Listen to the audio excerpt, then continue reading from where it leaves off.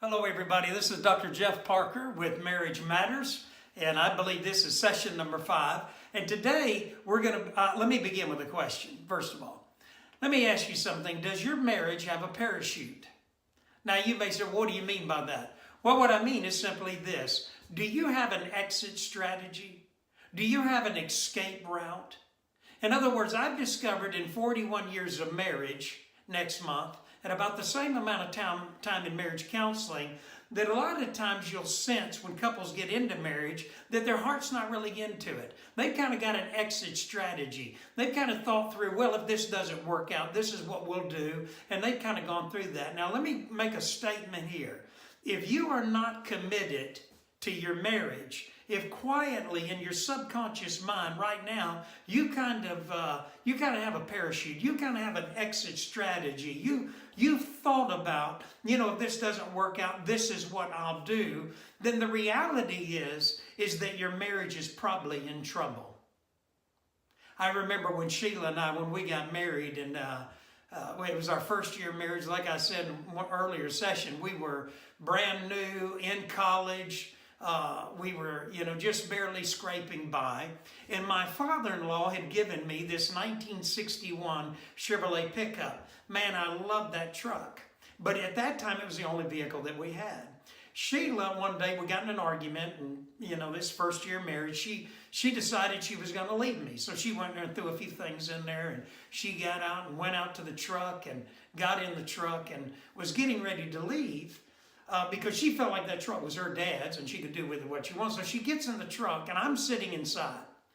Well, she tries to put it into gear, can't get it into gear, and I hear her out there grinding the gears. And before long, I became so concerned over that truck because it was a classic that I finally went out, lifted the hood, helped her, told her, said, okay, try it now. She got it into gear, put the hood down, walked around, got in the other passenger side, and she looked at me and she said, what are you doing?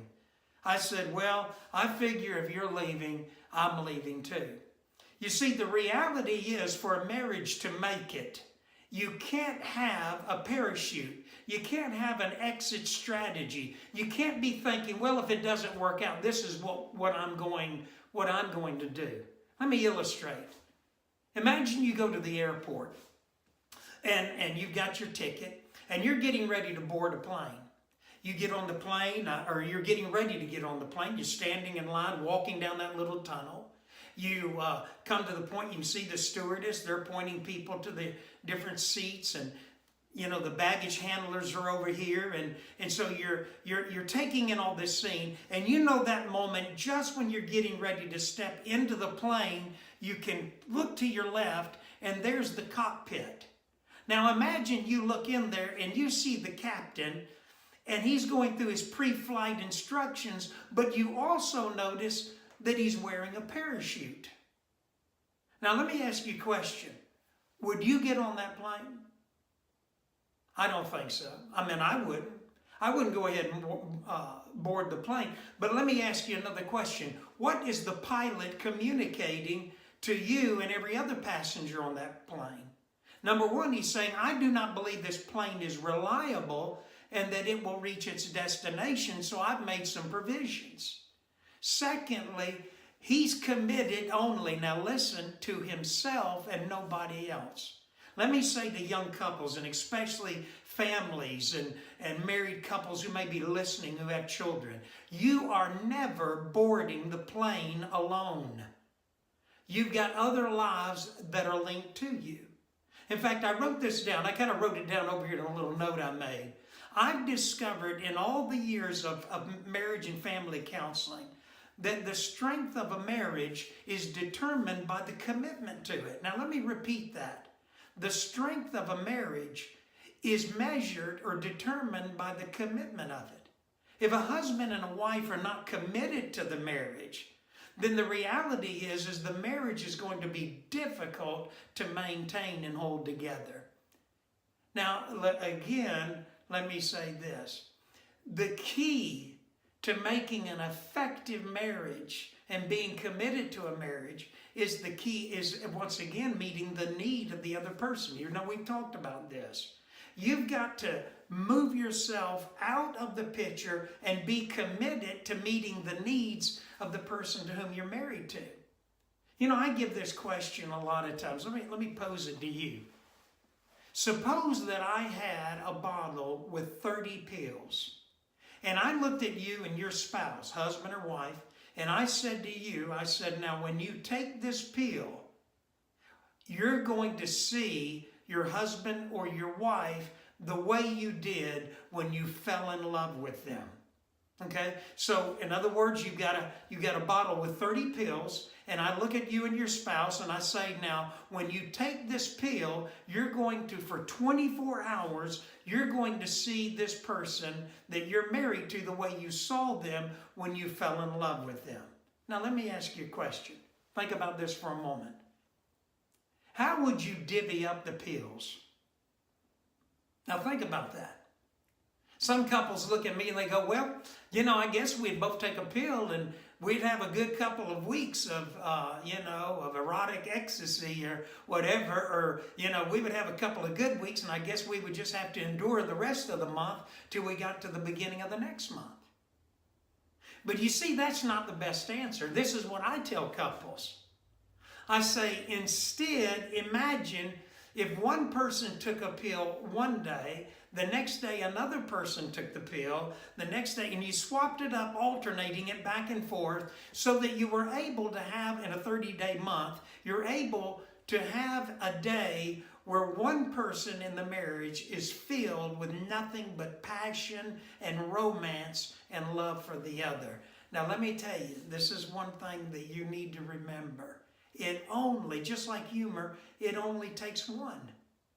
You see, the reality is most marriages would probably survive and do well if just one person were filled with passion, with an excitement over that marriage, because see, it would automatically spill over into the life of the other person. If you don't believe me, let me give you a little test. Next time you go out to eat, get your wife, if you're a man watching this, but you know, if it's a waitress, you don't want to be flirtatious, because you know what I said about that. But anyway, get your wife, if it's true, to look at the waitress and say, you have beautiful eyes. Your eyes are just captivating. So your wife looks at a waitress and she says, I tell you what, I think you've got some of the bluest, prettiest sky blue eyes that I've ever seen. Just absolutely beautiful eyes. Now let me ask you a question.